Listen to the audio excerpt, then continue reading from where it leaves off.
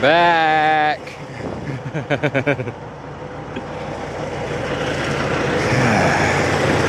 Just doing that PTI thing. Oh man.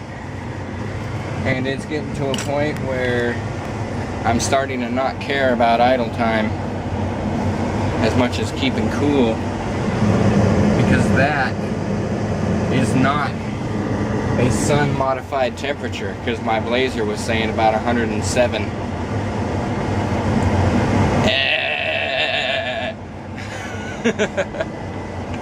Ridiculous. And something really sucks right now. I think my good old video iPod has finally bit the dust. The audio output for the headphone jack is not working properly for headphones, at least. Hooked it up to my stereo, same thing, just straight up noise. So I'm gonna try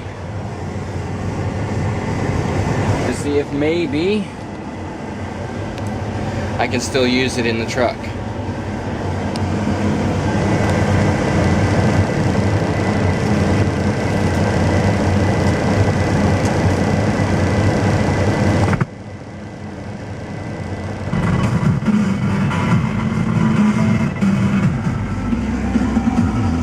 That just sounds lovely.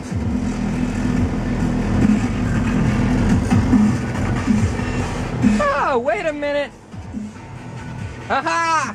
It still works in the truck. Awesome.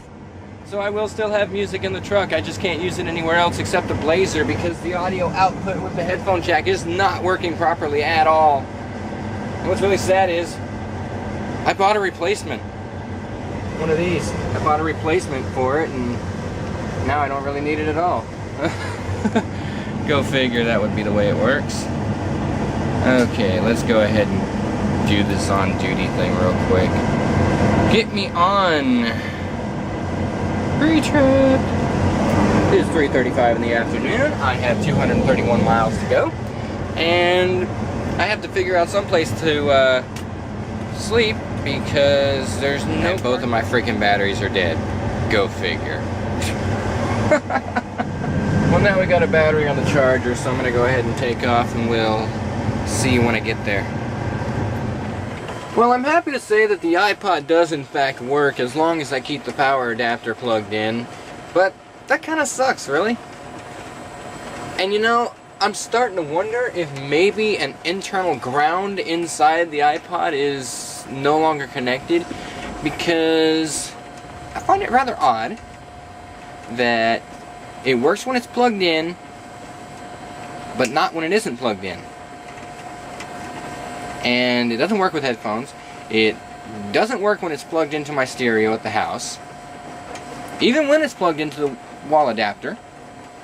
So I'm thinking this cable grounds to the truck, of course. It grounds to the negative battery terminal. And this goes up to the transmitter, which I need to turn off. Make some noise with for a second. And that internally grounds to the frame of the radio transmitter, which is grounded to the cable, which is also grounded to the truck negative terminal. So I'm thinking somehow there's this major ground loop that is activated only when it's plugged in that enables this thing to actually work properly. Only here in the truck. But that kind of sucks. Anyway, I'm sitting here at a Walmart about 5 miles from where I need to be, but that's okay, because stuff's getting kind of ridiculous here. As you can see, this parking lot is sort of flooding, just a little bit. I come in here, I'm watching my tires throw water every direction, and this just started when I pulled up. Like, I was on the frontage road for I-10 coming westbound, and let's see. Okay, I got off the highway here, and the rain started right about here before I reached the on-ramp. And it was pouring for a minute there. But now, I am at this Walmart, and I am stopped for the night. And it was good. So, went a grand total of 227 miles. And it didn't really take all that long to get here. Let's see. Less than 4 hours. That is unbelievable. Less than 4 hours. That is phenomenal right there. Heck yes. How in the world did I even do that?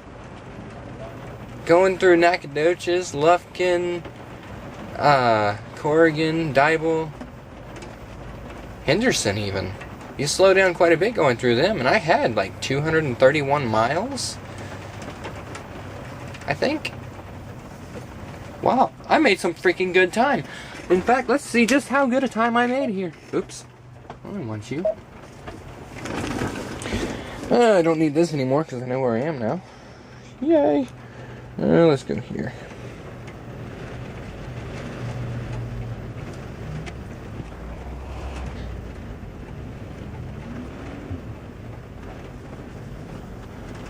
$57.2 miles per hour average for today.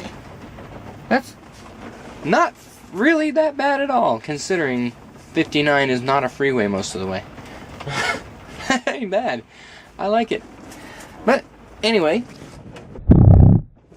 happens, and I'm going to have some food now.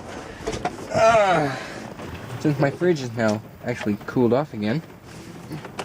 Yeah, there's something weird about this inverter.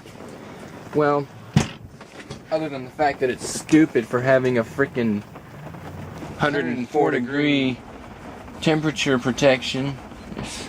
That's way too soon. I mean, these inverters can take a heck of a lot more than 104 degrees, I think.